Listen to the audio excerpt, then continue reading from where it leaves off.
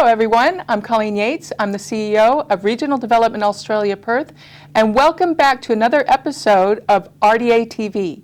Today we have a very special segment as we're going to take a look at the Western Trade Coast. It's been really fantastic. We recently had a state election, and what's been great is that the McGowan government has gotten back in for a second term, and what comes with that is an election commitment to create a innovation hub for the Western Trade Coast, looking at renewables, hydrogen, batteries, all of these fantastic things that RDA Perth has been advocating for a number of years. So it's really exciting to see this. So what we're going to do today is we're going to take a look at a number of the clips that we've had in the past and revisit some of the comments leading up to this election commitment. So let's first take a look at the Outer Harbour, the importance of the Outer Harbour, which we now refer to as the new port at Kwinana, seeing that the state government has committed to moving Fremantle down to Kwinana. So let's see what people had to say. Wow. So, and I understand that new companies moved in, Tianqi. Yes. They're undertaking processing of lithium or spodumene into lithium hydroxide, which is really fantastic. As you're aware, and part of RDA Perth is undertaking a study into the lithium industry for Western Australia. So, in terms of Tianqi and what they're doing, what do you think some of the opportunities at Kwinana exist? So what we have now with the Kwinana industrial area at this point is some pretty old technologies that have upgraded their technologies over many decades, in fact. But it's reached a point where it needs a reinvention. Not to say that it will stop doing what it's doing, but it's time for something else to come along. There is a wave of industrial development heading our way. Tianqi, the lithium producer, is in essence the first of those new generation secondary processing operations, and it's a success story. There are others in pursuit that will come in behind, and there's other technologies coming as well to do other things. There's plenty of room. There's 2,000 hectares of developed land in what we call the Western Trade Coast, and there's still 4,000 hectares undeveloped. So there's plenty of room to grow. So this is Tianqi is signalling a very important watershed moment for the state's premier industrial area. So here's Caitlin Kane.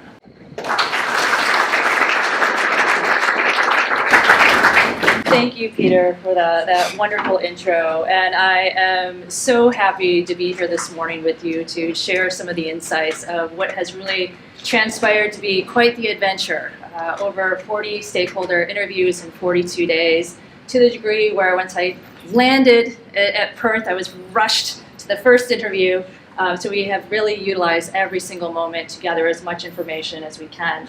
But I would be completely remiss if I didn't thank all the other members of the team. I was not the only person part of this. There were a lot of other minds that really brought all of these ideas together. So I'd really like to thank, of course, Western Harbours Alliance, Kim, Regional Development Australia, Perth, Colleen, Infonomics, and of course, Curtin University for sponsoring this Fulbright opportunity. So as Peter was stating earlier, my background is really in economic development and international trade, and the group has been focusing so much on the Western Trade Coast, and I'll get into it in a little bit, but in particular they were interested in having me come and look at how the Western Trade Coast area, and Western Australia in particular, could really take advantage of being more globally competitive and really looking outwards rather than focusing so much on regional competition and playing more on the global stage. Why is this important? Well, the recent reports on economic competitiveness came out in 2018, showing that there is room for growth in the Australian marketplace in terms of its overall competitiveness. Australia is lagging behind its peers in international trade competition on a number of metrics. So there is certainly opportunities to strengthen that on the global stage. Additionally, when you look at the opportunities, particularly within the Western Trade Coast, there are opportunities to strengthen export potential. Western Australia does a great job in terms of having a trade surplus. where your exports are exceeding your imports. So many of you are very familiar with the Western Trade Coast, but for those of you that are not, it is the area delineated in red. It is an area of about 6,000 hectares that is characterized by a number of major assets, both heavy industry, light industry. It's a multimodal hub with major connections to the port, to rail, to the highway network. And of course, one of the other major assets in here is the AMC, the Australian Marine Complex, the LAT 32 area, and of course the buffer zone for the entire area as an industrial complex, not to mention Rockingham and all the industry taking place in Kwinana. So it is a true gem. I would like to thank the RDA Perth for all the efforts and contributions that they've made, in particular Colleen Yates, towards this very important project. Colleen and RDA really introduced this topic a couple of years ago and have been a driver behind the development of this report and hopefully will contribute in the future. This is absolutely fundamental for us to move forward into the future as we become the portal for Australia to the Indian Ocean region. We can compete on a global scale to find better ways to become productive and sustainable. So the Outer Harbour has been a #1 priority for our region, and it was identified in our key economic development strategy, Driving Change, our regional plan. So it's really fantastic to be able to tick that one off and see it delivered. As well as our second priority, which was around latitude 32. So that's all the land surrounding the port and the opportunities that exist to build these new industries there. And the fact that it's supported by the government is really fantastic. We have run a number of events in the past, and one of them was in partnership with Dassault Systems. And let's take a look at some of the things that were said there. So here's a few clips from that event, which was held in 2019. We want to make sure that the local community is enabled on 4 key principles, which is industry renaissance principle. The first one being digitization of the whole area to start with, something like a digital hub. The second one is we need to enable the local workforce to the next level, skilling up them with the workforce of the future. And the third one being digital twin. You know, you can do a lot of experiments on digital twin. You can undo, redo, and a lot of those democratic information. We can actually do a simulation out of that using what-if scenarios. And the fourth one being a new concept called marketplace.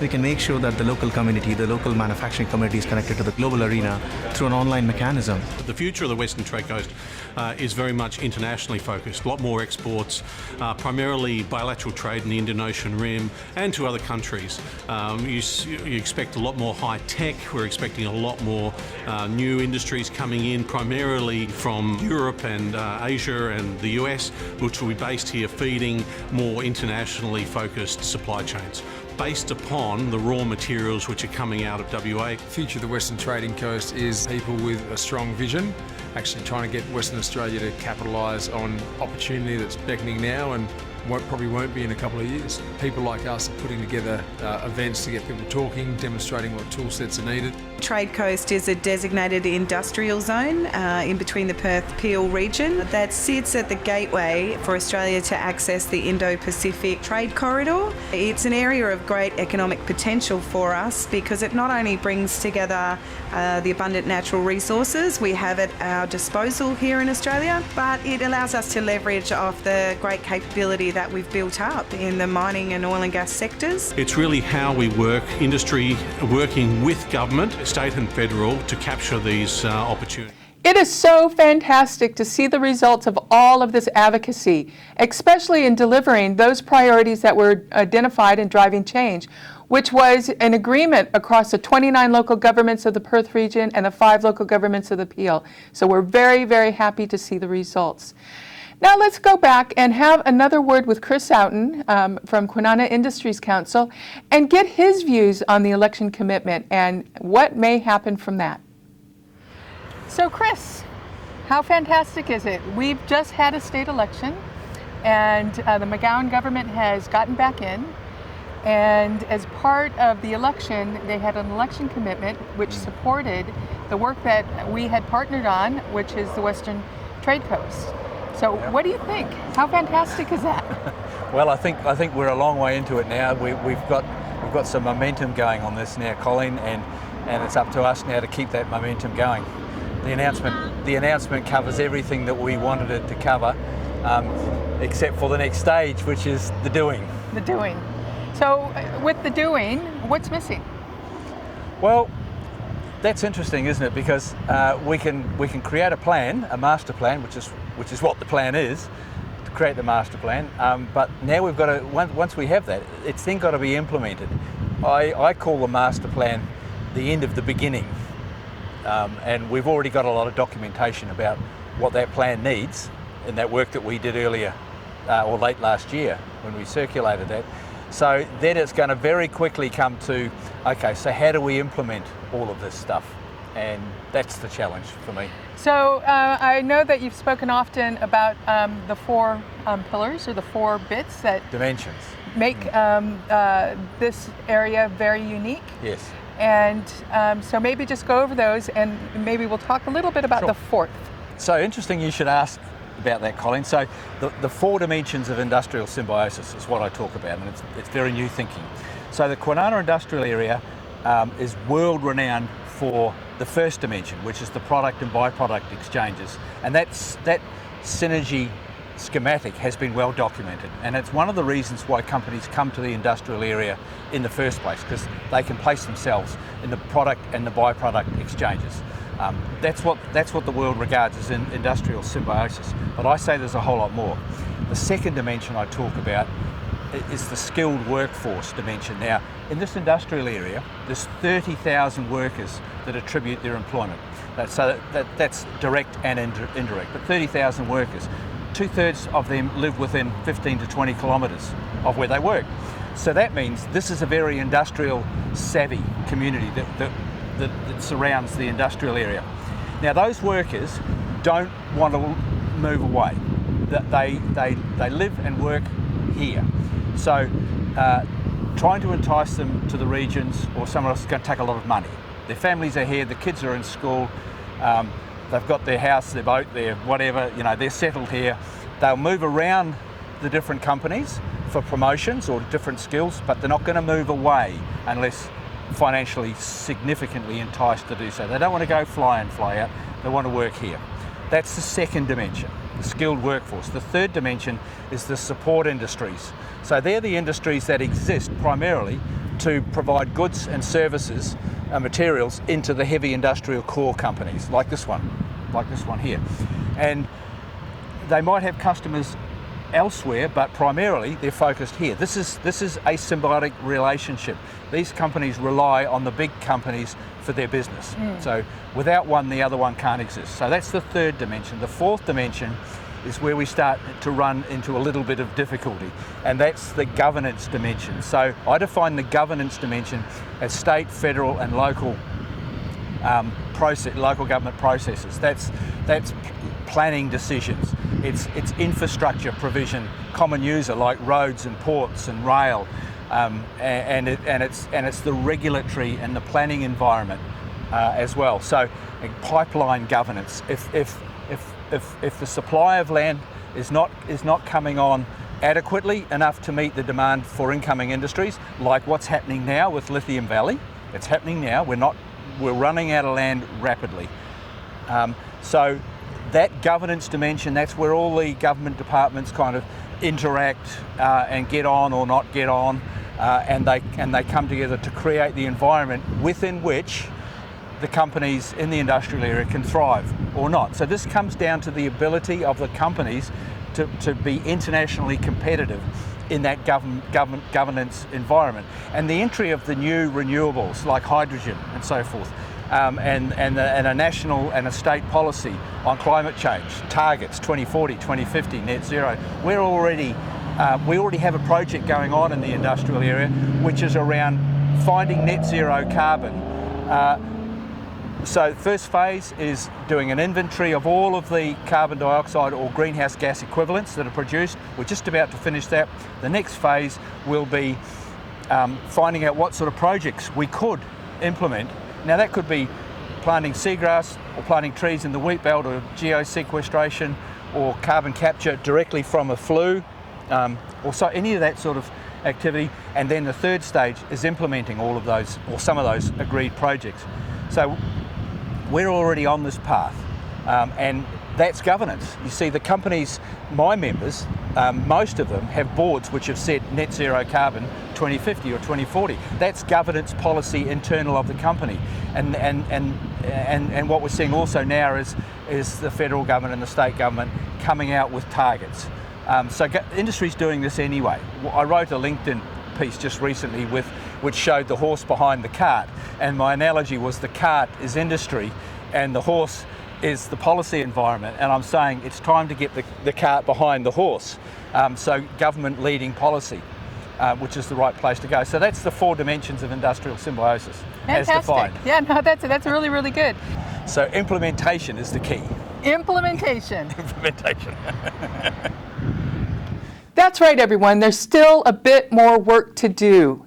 So while it's been great to look at having an innovation hub or district for the Western Trade Coast, looking after all those new future industries that are going to be developed there, what we need a governance model looking after all of it. So there's still a bit more work to do, still a bit more advocacy that we need to push in order to make sure that as these industries come together, that we have a proper style of governance looking after all of it, to look at the planning approvals, to look at marketing, to provide concierge services for all those industries that will be moving there. We feel that by having an appropriate governance model over the whole district, that will be enough to incentivize industry to pick the Western Trade Coast as a world-class industrial destination. So thank you very much for watching us today. I'm feeling very excited, and I can't wait to see all of this realized. And I'm asking you, don't forget to subscribe.